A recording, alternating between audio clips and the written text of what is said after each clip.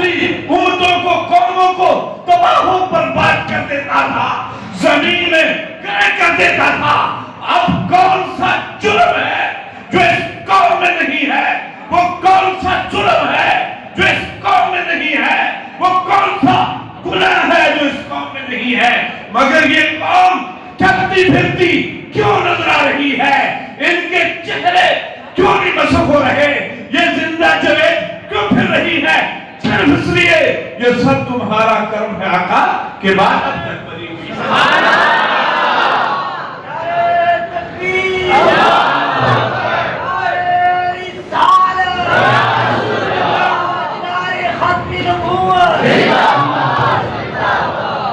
یہ رسول اللہ صلی اللہ علیہ وسلم کا ہم پہ بہت بڑا احسان ہے۔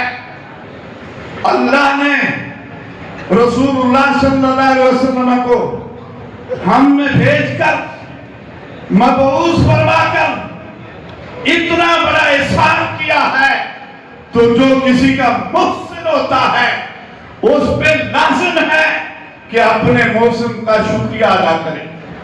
تو ہم پہ بھی لازم ہے، ہم میلاد النبی صلی اللہ علیہ وسلم کے جلسوں میں اور جلسوں کی شکل میں اپنے اللہ کا بھی شکر ادا کرتے ہیں کہ جنہوں نے ہم پہ اتنا بڑا احسان کیا، اور مصطفیٰ کریم صلی اللہ علیہ وآلہ وسلم کی ذات کا بھی شکریہ ادا کرتے ہیں کہ جن کی برکت سے ہم زندہ جاوید کرتے پھرتے نظر آ رہے ہیں۔ سامعین کرام، یہ سبھی کچھ تو ویسے علماء حقیقی ہیں، یہ طلباء بھی ہمارے علماء بننے کے لیے تیار ہے الحمدللہ، کچھ منظر قریب کیے ہوئے ہیں، ایسا ایسا اپنی کامیابی کی طرف آ رہے ہیں، کرسیوں پر بھی بڑے حسین چہرے نظر آ رہے ہیں۔ آپ سے گزارش کرنی سب سے کہ امر بالمعروف نہی عن المنکر کی ذمہ داری اپنی پوری کریں اور نبھائیں۔ ہم نے اس کو چھوڑ دیا، اللہ کی طرف سے حرام کردہ معاملات اور کبھی اور منحوس معاملات بیان کرنا ہم نے چھوڑ دیے، جس کا نتیجہ یہ نکلا کہ ہمارے ملک میں عریانی، فحاشی، بے حیائی یہاں تک آگے بڑھتی یہاں تک پہنچی کہ حکمرانوں نے وہ ایسے گندے اور غلیظ قوانین وضع کر دیے، اسی فعل بد کی وجہ سے جس کی حکومت نے اجازت دے رکھی ہے، قوم لوط پر عذاب آیا۔ انہیں شرم نہیں آتی، رب سے بغاوت کر رہے ہیں، اور رب سے بغاوت کر کے اللہ کے عذاب کو دعوت دے رہے ہیں۔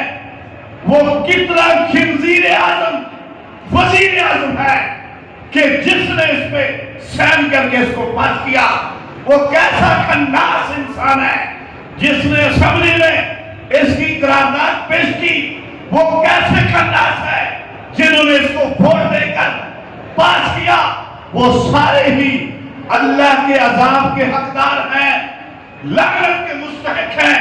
سنو، رسول اللہ صلی اللہ علیہ وسلم نے فرمایا، لعنت ہے اس انسان پر جو عورت کا غیر فطرتی راستہ استعمال کرتا ہے، اور لعنت ہے اس مرد پر جو کسی مرد کے ساتھ بدفعلی کرتا ہے۔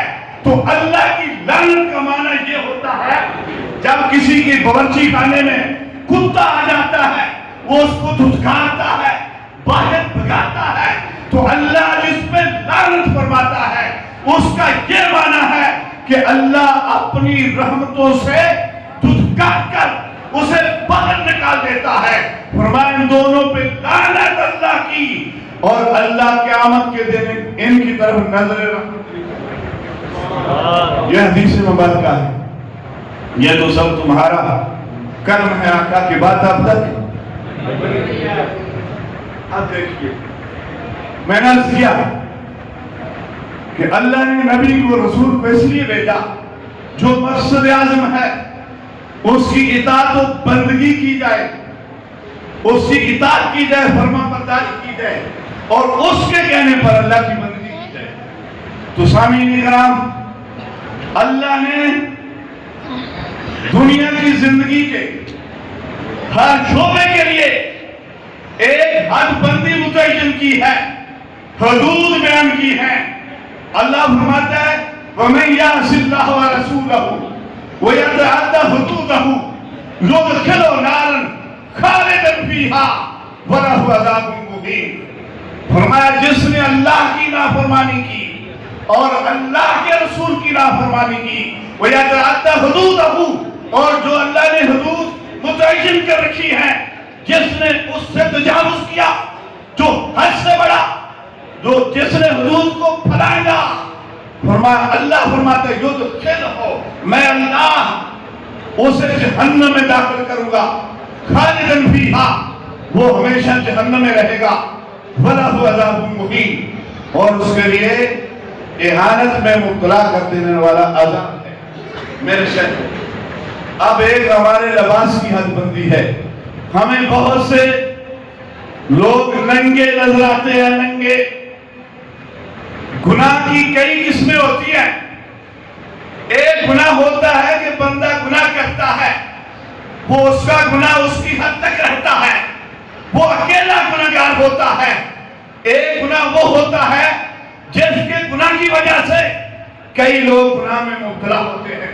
اس کی حصی مثال یوں سمجھیے، بکری بھی پیشاب کرتی ہے، بکری کے پیشاب کی چیزیں پڑتی ہیں، مگر بکری کے جسم کی حد تک رہتی ہے۔ بھینس بھی پیشاب کرتی ہے، بھینس کے پیشاب سے کئی پڑوسی آلودہ ہو جاتے ہیں، گندے ہو جاتے ہیں۔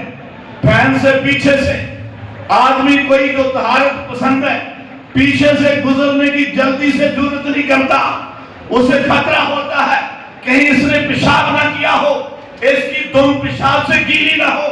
اگر گیلی ہوگی، اگر یہ بیٹھی اٹھ کھڑی ہوئی تو جب اٹھے گی پھر بھی گندگی پھیلائے گی، جب دم ہلائے گی پھر بھی گندگی پھیلائے گی، جو پاس سے گزرے گا سارے گندے ہو جائیں گے۔ ایسا ہوتا ہے؟ میں آپ سے پوچھنا چاہتا ہوں ذرا، ایسا ہوتا ہے؟ کچھ وہ گناہ ہوتے ہیں، میں نے گناہ کیا، میں گندا ہوا۔ کچھ وہ گناہ ہوتے ہیں، میں نے گناہ کیا، میں بھی گندا ہوا اور ساتھ اور لوگ بھی کچھ گندے ہوئے۔ اب یہ صورتحال ہے۔ بہت سے نوجوان لاہور میں ہمیں ننگے نظر آتے ہیں، ایسے لباس میں کہ نہ ایسے لباس میں ان کی طرف دیکھنا جائز ہے، نہ انہیں سلام کہنا جائز ہے۔ شریعت نے لباس کی ایک حد رکھی ہے۔ قال النبی صلی اللہ علیہ وسلم عورت الرجل ما بین سرتہ وإلی رکبتہ، فرمایا رسول اللہ صلی اللہ علیہ وسلم کا فرمان ہے، کیونکہ رب کا فرمان ہے کہ نبی رسول اس لیے بھیجے کہ ان کی اطاعت کی جائے۔ رسول اللہ نے لباس کی ایک فرضی حد متعین کی اور بیان کی، فرمایا ناف سے لے کر گھٹنوں سمیت جسم کا ڈھانپنا فرض ہے، ہر وقت میں فرض ہے۔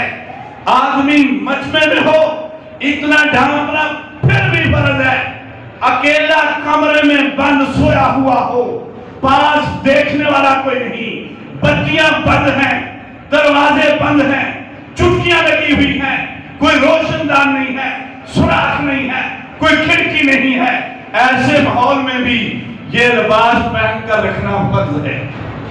ایسے ماحول میں بھی یہ لباس پہن کر رکھنا فرض ہے۔ پھر یہ فارمولہ ہے شریعت پاک کا کہ جس کا زندگی میں ڈھانپنا فرض ہے، اس کا مرنے کے بعد ڈھانپ کے رکھنا بھی فرض ہے۔ اب مسئلہ سمجھانا آسان ہو جائے گا۔ جب بندہ مر جاتا ہے تو اس کا غسل باقی زندہ لوگوں پہ فرض کفایہ ہے، اس کے ورثاء پر، لواحقین پر، متعلقین پر، اہل علاقہ پر، اہل محلہ پر، عزیز و اقربا پر، دوست احباب پر لازم ہے کہ وہ اس کو غسل دے اگر وہ مسلمان ہے تو، تاکہ اس کی نماز جنازہ صحیح ہو جائے۔ غسل کس لیے دیا جاتا ہے؟ نماز جنازہ اس پر پڑھی جا سکے۔ تو اب جب ہم غسل دیتے ہیں تو غسل دیتے ہوئے میت پر ایک کپڑا ڈالتے ہیں۔ وہ کپڑا کہاں سے کہاں تک ڈالتے ہیں؟ میں آپ سے ذرا پوچھنا چاہتا ہوں، آپ کی زبان سے سننا چاہتا ہوں، تاکہ مسئلہ سمجھانے میں آپ کو سمجھنے میں آسانی ہو جائے۔ بعض علاقوں میں اسے سطر کہتے ہیں، بعض میں اسے پلیتا کہتے ہیں۔ اب وہ کپڑا کتنا ہوتا ہے؟ ناف سے لے کر گھٹنوں سمیت اس میت کو تختہ غسل پر رکھ کر ڈھانپا جاتا ہے، چھپایا جاتا ہے۔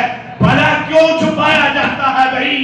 اس لیے اس کا زندگی میں اس حصے کو دیکھنا حرام تھا، اب مرنے کے بعد بھی اس کو دیکھنا حرام ہے۔ بھئی ہم جو زندہ ہیں اور مرنے والے، ہم نے تو تجھے سنبھال لیا، ہم نے تجھے ڈھانپ لیا، یہ ہمارا فرض تھا، ہم نے تو پورا کیا، مگر زندگی پر ارے تجھ پہ لازم تھا اپنے لباس کو پورا رکھنا، اپنے جسم کے حصے کو ڈھانپ کر رکھنا، اپنے سطر کو پورا رکھنا۔ ہم نے اپنا فرض ادا کیا تو تیری زندگی میں تیرا فرض تیرے ماں نے ادا کرنا ہے اور بدبختہ تو نے ادا کرنا ہے۔ سمجھ نہیں آئی ابھی تک کہ یہ لباس مرنے کے بعد بھی لازم ہے اور زندگی میں بھی۔ پھر یہ اتنا بڑا گناہ ہے، بھینس کی دم کی طرح جو آدمی اس کو دیکھتا ہے وہ گناہگار ہوتا ہے۔ یہ گھر میں پھرتا ہے، امی کی نظر پڑتی ہے، بہن کی پڑتی ہے، بیٹی کی پڑتی ہے، بہو کی پڑتی ہے، ابو کی پڑتی ہے، دادا کی پڑتی ہے، خالہ کی پڑتی ہے، پھپھو کی پڑتی ہے۔ جتنے لوگوں کی نظر پڑتی سب گناہگار ہوتے ہیں۔ جیسے میں نے عرض کیا، ایک گناہ ہوتا ہے اپنی حد تک، دوسرا گناہ ہوتا ہے جو غیروں کو آلودہ کر دیتا ہے۔ یہ چلتا پھرتا انسان شیطانی شکل میں ایسا ہے جو کتنے لوگوں کو گناہگار کرتا ہے۔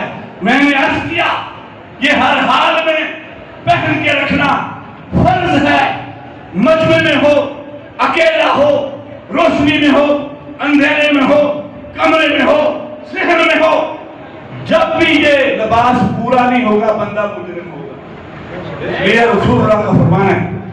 عورت کا معنی عربی میں، عورت عربی زبان کا لفظ ہے، اردو کا لفظ ہی نہیں ہے۔ عورت کا معنی یہ ہے کہ جسم کا وہ حصہ جس کا ڈھانپ کے رکھنا فرض ہے۔ عورت کو عورت بھی اسی لیے کہا جاتا ہے کہ اس کے سارے جسم کو اس پر لازم ہے کہ ڈھانپ پر کر رکھے۔ فرمایا عورت الرجل مابین کی صورت نہیں ہے۔ انہوں نے قوم لوط کے عمل کا رواج جاری کر دیا ہے۔ اللہ کی لعنت ہے۔ تمہارے اندر زبان نہیں ہے؟ کیا یہ قانون پاس ہونا چاہیے؟ نہیں ہونا چاہیے۔ اب بھائی بہت سی باتیں ایسی ہیں جو میں کر نہیں سکتا، بہت سے ایسے خبیث عمل کے حوالے سے 10 سال میں نے کسی انسان سے پہلے سنا تھا، مگر میدان عمل میں اس کی کوئی مثال نہیں دیکھی تھی، مگر وہی مثالیں اب ٹیبل پر آ گئی، وہ اسے کیا کہتے کاؤنٹروں پر آ گئی، نیٹ پر آ گئی۔ کیا ایسے ماحول میں عزت کس طرح محفوظ رہ سکتی ہے؟ کوئی ایسا فارمولہ بتائیے جس سے عزت والا آدمی اپنی عزت کو محفوظ رکھ سکتا ہے، اپنی بیٹی کی آبرو کو محفوظ رکھ سکتا ہے، اپنے نوجوان بچوں کو اس غلاظت و گندگی سے محفوظ رکھ سکتا ہے۔ لہذا ایک ہی فارمولہ ہے، اللہ کی شریعت پر آ جائیے، مصطفیٰ کریم صلی اللہ علیہ وسلم کے دین کا اعتقاداً بھی عملاً بھی دامن تھام لیجیے۔ یہاں بھی عزت ہوگی، وہاں بھی عزت ہوگی، یہاں بھی سرخرو ہوں گے، کل قیامت کو بھی اللہ کی بارگاہ میں سرخرو ہوں گے۔ اللہ